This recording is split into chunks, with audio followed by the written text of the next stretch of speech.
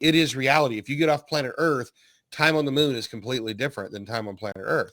And so one of the things that just kind of philosophically, I was trying to find the painting. I can't find it quickly, but there's an old MC Escher painting of the two hands drawing each other. And if you realize, it's like two right hands. And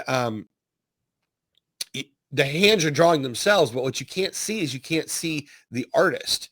And so here's the metaphor that goes with this. Imagine that the hands were trying to describe the creator of the hands. They can't, because you're stuck in this painting where it's actually circular. And I think that's what happens with society, with humanity, I should say. Humanity is stuck in this 3D world, and we're trying to reason outside of our 3D world. And we're trying to say, this is the boundaries that I understand. And now I'm going to go tell you how the 12th dimension works. Well, we can't. It's impossible for the creation stuck inside this world to clearly articulate that which is greater than us outside. And so I can't tell you if it's demonic or if it's intergalactic or interdimensional, or if there is actually a difference.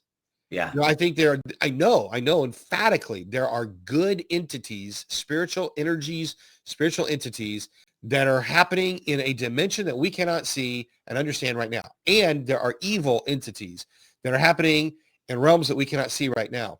And those entities in their vibrational frequencies and in their realms have a lot more power than what we have. That's just reality. They understand quantum physics in ways that we don't understand.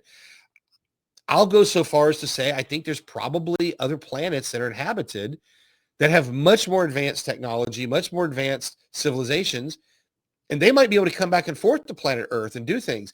And then someone says, well, that must all be demonic. Why? Why does that have to be demonic? What we don't know is how vast heaven is, where it's very actually arrogant. It goes along with theological elitism to think that we're the only creatures in the earth, just because the Bible only describes the 7-day creation and that's it. But we know there's a lot of history. There's a lot of experience, even on planet Earth, that is not articulated in the Bible or in 7-day creation of Genesis. That doesn't mean it didn't exist. Just because it wasn't in Genesis doesn't mean it didn't happen. And so what we don't know, let's take Satan, for example. We don't actually know the origins of Satan. Most of the origins of Satan are made up. The Bible tells us that he's created by God to glorify God, that he was the music leader or whatever. Tell me where it says that. In Ezekiel. There is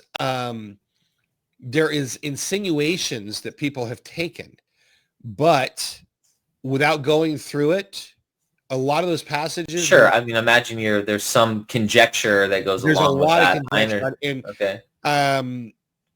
But he's a cherubim, and he's an entity that was created by God, according to the scripture. Right. But here's what I'm getting at. What I'm getting at is the origin of Satan is actually not clearly articulated in the Bible. And the stuff that people conjecture to say the origin of Satan is actually conjecture. I would have to have the exact scripture to dissect it specifically, so that's probably another conversation.